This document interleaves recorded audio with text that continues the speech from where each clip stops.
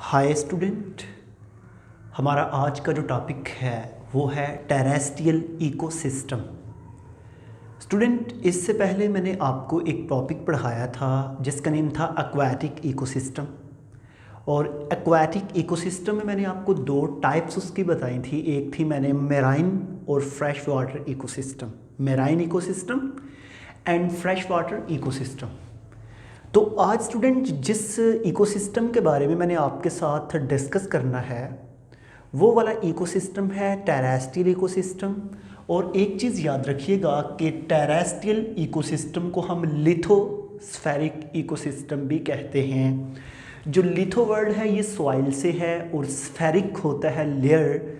तो हमारे पास सॉइल की लेयर वाला जो इकोसिस्टम है उसको हम बोलते हैं लिथोस्फेरिक इकोसिस्टम। स्टूडेंट, यहाँ पे मैं आपको एक सिंपल सी बात बताता हूँ कि जब भी हम अर्थ की बात करते हैं ना, तो अर्थ पे 71% जो वाटर उसके सरफेस को कवर किया हुआ है और 29% लैंड है। अब ये जो 29% लैंड है ना, इसको ही बेसिकली हम बोलते हैं टेरेस्ट्रियल इकोसिस्टम। अब जब भी आप टेरेस्ट्रियल इकोसिस्टम की बात करते हैं, उसके ऊपर लाइट, उसके ऊपर न्यूट्रिएंट और उसके ऊपर वाटर जो है थोड़ी सी अमाउंट में, इसकी कॉन्सेंट्रेशन डिफरेंट होती है। ठीक है, अब ये कुछ पॉइंट्स हैं जिन पॉइंट्स को मैंने आपके साथ वन बाय वन डिस्कस करना है। स्टूडेंट, जब भी हम टेरेस्ट्रियल इकोसिस्टम की बात करते हैं तो सबसे पहले मैं स्टूडेंट को एक चीज़ बताता हूँ भाई, plenty of light. Terrestrial ecosystem के ऊपर लाइट जो है ये एक प्लेंटी है, ये एक फ़ायदेमंद चीज़ है कि पूरे टेरेस्ट्रियल इकोसिस्टम के ऊपर लाइट मौजूद है। यहाँ पे क्वेश्चन ये है कि क्या फिर एक्वाटिक इकोसिस्टम के अंदर लाइट मौजूद नहीं होती? स्टूडेंट, लाइट वहाँ भी मौजूद है, जस्ट ये है कि जहाँ पे डेप्थ ज़्यादा होती है वाटर की, वहाँ पे बॉटम तक लाइट नहीं पहुँच पाती। नीचे वाले रीजन में, जिसको आपको जब मैंने पढ़ाया था, जिसको हम प्रोफंडल जोन कहते हैं, प्रोफंडल जोन के अंदर लाइट नहीं पहुँच पाती। लेकिन जो हमारे पास टेरेस्ट्रियल इकोसिस्टम है, इसमें इक्वली जो है वो लाइट एक प्लेंटी है, एक प्लस पॉइंट है हमारे लिए कि वहाँ पे लाइट जो है वो इजीली पहुँच जाती है। दूसरे नंबर पे जब भी हम टेरेस्ट्रियल इकोसिस्टम की बात करते हैं, वहाँ पे सॉइल न्यूट्रिएंट प्रोवाइड होते हैं लेकिन अनइवनली डिस्ट्रीब्यूटेड। यहाँ पे एक छोटी सी बात बताता हूँ। लेट्स सपोज मेरे पास 1 एकड़ ज़मीन हो, अगर मैं उसके अंदर ट्राइटिकम एस्टिवम जो वीट है उसको मैं ग्रो करवाऊँ, तो स्टूडेंट देखिएगा कि वो जो वीट है वो इक्वली ग्रोथ रेट और उसकी हेल्थ और उसकी हाइट जो है वो इक्वल नहीं होती। कहीं से थोड़ी सी कम भी हो सकती है, कहीं पे ज़्यादा। ये क्यों? क्योंकि जिधर सॉइल में न्यूट्रिएंट की कॉन्सेंट्रेशन ज़्यादा होगी वहाँ पे अच्छी क्रॉप्स ग्रो करती हैं, जिधर न्यूट्रिएंट की कॉन्सेंट्रेशन कम होगी वहाँ पे क्रॉप्स भी कम ग्रो करती हैं। अब यहाँ पे फिर हमें क्या देखना होगा, यहाँ पे हमने क्या चीज़ पढ़नी है? यहाँ पे ये है कि जब भी हम जो है हमारे पास सॉइल को देखते हैं तो यहाँ पे न्यूट्रिएंट अनइवनली डिस्ट्रीब्यूट होते हैं, किसी जगह पे ज़्यादा किसी पे कम। लेकिन एक्वाटिक इकोसिस्टम में हमने पढ़ा था कि जब भी कोई न्यूट्रिएंट पानी में जाएगा वो पानी में डिज़ॉल्व होता है और तकरीबन इवनली डिस्ट्रीब्यूट हो जाता है पूरे के पूरे सिस्टम में, लेकिन यहाँ पे अनइवनली डिस्ट्रीब्यूट होता है। ठीक है, ये भी याद रखिएगा एमसीक्यूज़ के हवाले से भी।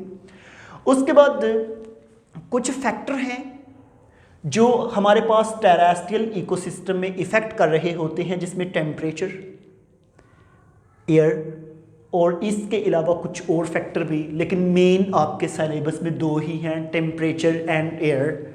अब स्टूडेंट हमने इन दोनों को डिस्कस करना है। सबसे पहले मेरे पास टेम्परेचर है, उसके बाद है एयर। जब भी हम टेम्परेचर की बात करते हैं तो फिर वही बात मैं यहाँ पे बोल रहा हूँ, अनइवनली डिस्ट्रीब्यूटेड टेम्परेचर।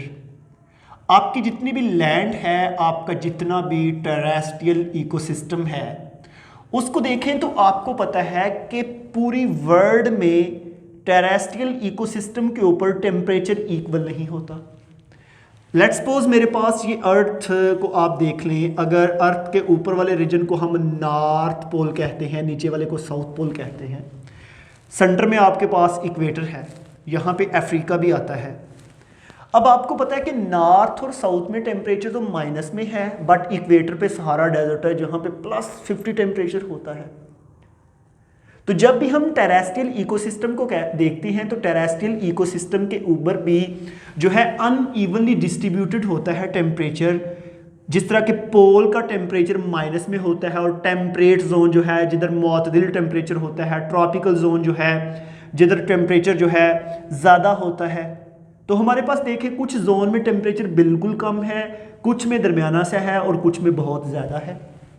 तो इसका मतलब फिर ये हो गया कि हमारे पास जब भी हम टेरेस्ट्रियल इकोसिस्टम की बात करते हैं तो उसमें टेम्परेचर अनइवनली डिस्ट्रीब्यूटेड है।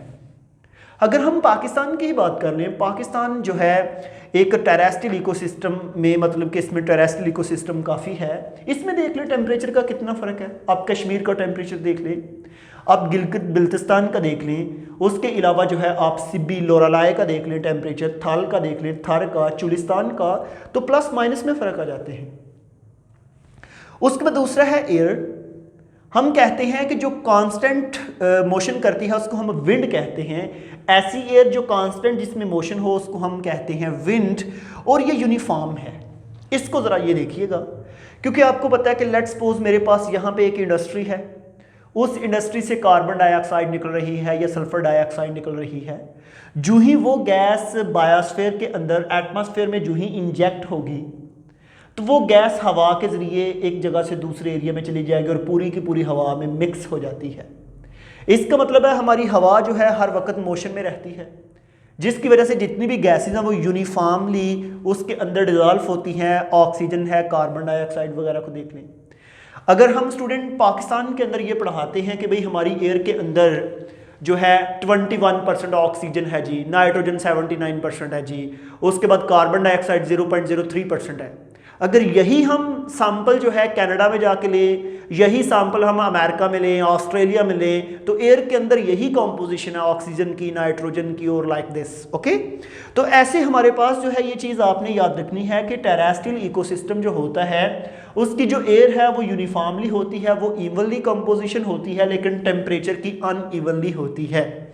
स्टूडेंट मेरे पास ये टेरेस्ट्रियल इकोसिस्टम के दो फैक्टर के साथ ना यहाँ पे एक बहुत ही अच्छा सा पॉइंट जो है जो आपके साथ मैं डिस्कस करना चाह रहा हूँ। वो पॉइंट क्या है? एक चीज़ यहाँ पे ना आप तमाम स्टूडेंट ने ये याद रखनी है कि जो लाइफ है ना ये पानी से आई। जो स्टार्ट वाले लिविंग ऑर्गेनिज्म है लाइक का पाइसिस क्लास फिशेस, कहा according to evolution, according to scientist ये कहा जाता है कि वो फिशेस से एम्फीबियन बने, एम्फीबियन से रेप्टाइल बने, रेप्टाइल से बर्ड्स और मैमल्स बने। इसका मतलब ये है कि स्टार्ट वाली लाइफ जो है वो पानी में थी, पानी से खुश्की में आई है। तो अब यहाँ पे एक चीज़ मुझे ये बताना पड़ेगी कि भाई जब लाइफ पानी से खुश्की में आई तो उस पर कोई अडेप्टेशन तो होगी ना। एक्वेटिक इकोसिस्टम से जब टेरेस्ट्रियल इकोसिस्टम में आई तो उसमें कोई ना कोई अडेप्टेबिलिटी तो होगी, उसने कुछ अडॉप्ट किया होगा जिसकी वजह से जो है वो पानी खुश्की में जाके कामयाब हो गई। जैसा कि लेट्स सपोज मैं हूँ, मेरी बॉडी के अंदर लंग्स हैं जो एयर के अंदर रेस्पिरेशन करते हैं। अगर मुझे कहा जाए कि पानी में डाइव करके वहाँ पर रेस्पिरेशन करो तो मैं तो नहीं कर सकता, क्योंकि मेरी बॉडी के अंदर तो ये अडेप्टेशन है ही नहीं। लेट्स सपोज अगर मेरी बॉडी के अंदर यहाँ पे गिल्स बन जाते हैं तो मैं वहाँ पे भी सांस ले सकता हूँ जिस तरह मछलियाँ ले रही हैं। इसका मतलब है जब भी भाई आप किसी ना किसी इन्वायरमेंट को चेंज करते हैं, आप अपने हैबिटेट को चेंज करेंगे, आपके अंदर कोई ना कोई अडेप्टेशन आएगी। तो ऐसे स्टूडेंट यहाँ पे एक बहुत अच्छा सा पॉइंट लिखा हुआ है अडेप्टेशन टेरेस्ट्रियल इकोसिस्टम, कि जो टेरेस्ट्रियल इकोसिस्टम के अंदर आने वाले एनिमल्स थे उनके अंदर क्या अडेप्टेशन आई। तो अडेप्टेशन में मैंने पहली लाइन में बड़ा अच्छा आसान सा पॉइंट लिखा है भाई, life shifting water to land. जब जिंदगी जो है, जब एनिमल्स जो हैं, जब लिविंग ऑर्गेनिज्म जो हैं पानी से खुश्की पे शिफ्ट हुए तो सबसे पहली बात है कि उनमें स्पोर्टिंग टिश्यू बन गए। प्लांट में देख लें जाइलम फ्लोएम, और xylem and phloem against the gravity plant को खड़ा करते हैं और अपनी रूट के जरिए प्लांट वाटर को ऑब्जर्व करके जो है रूट से ऑब्जर्व करके जाइलम एंड फ्लोएम के जरिए टॉप तक प्लांट के लीफ टिप तक पहुंचाता है। जैसा कि मेरे पास यहाँ पे एक प्लांट है, अगर आप इस प्लांट को देख लें, इस प्लांट की स्टूडेंट यहाँ पे जो स्टेम होती है, इस स्टेम के अंदर वेजल्स होंगी जिनको हम बोलते हैं जाइलम एंड फ्लोएम। उसके बाद हमारे पास जब भी स्पोर्टिंग टिश्यू में एनिमल्स के केस में देखें तो उसके अंदर स्केलेटन होता है, उसके अंदर ढांचा है, जिस तरह हमारी बॉडी के अंदर हड्डियों का ढांचा होता है। यहाँ पे स्टूडेंट मैंने ये स्ट्रक्चर बनाया है बोन का। हमारी बॉडी के अंदर बोन मौजूद होती है जिसका काम है हमारी बॉडी को शेप देना, जिसका काम है हमारी बॉडी को स्ट्रक्चर्स देना, जिसका काम है हमारी बॉडी को मूव करवाना, जिसका ये तमाम के तमाम उसी के काम हैं। तो ये हमारे पास स्पोर्टिंग टिश्यू जो है ये एक बड़ी अडेप्टेशन है, क्योंकि जो फिशेस हैं या हमारे पास स्टार्ट वाली एल्जी हैं जो पानी के अंदर पाए जाने वाले ऑर्गेनिज्म हैं, उनके अंदर इस तरह जाइलम एंड फ्लोएम मॉडिफाई या बोन इस तरह मॉडिफाई नहीं है जिस तरह के एम्फीबियन में है, एम्फीबियन से बेटर रेप्टाइल में है, रेप्टाइल से बेटर बर्ड्स एंड मैमल्स के अंदर है। अब स्टूडेंट यहाँ पे आपने एक चीज़ याद रखनी है, कंजर्वेशन ऑफ वाटर। ये भी बड़ा अच्छा पॉइंट है कि वो लिविंग ऑर्गेनिज्म जो पहले पानी में रहते थे उनके पास तो भाई पानी ऑलरेडी इतना था, उनको वाटर को कंजर्व करने की ज़रूरत ही नहीं है। लेकिन जब वही लिविंग ऑर्गेनिज्म वहाँ से मूव करके खुश्की में आए तो उनके अंदर ये एक और अडेप्टेशन आ गई कि उन्होंने अपनी बॉडी के अंदर पानी को स्टोर करने की कैपेबिलिटी को बढ़ाया। यहाँ पे मैंने आपको एक चैप्टर सेकेंड ईयर में फर्स्ट पढ़ाया था होम्योस्टैसिस का।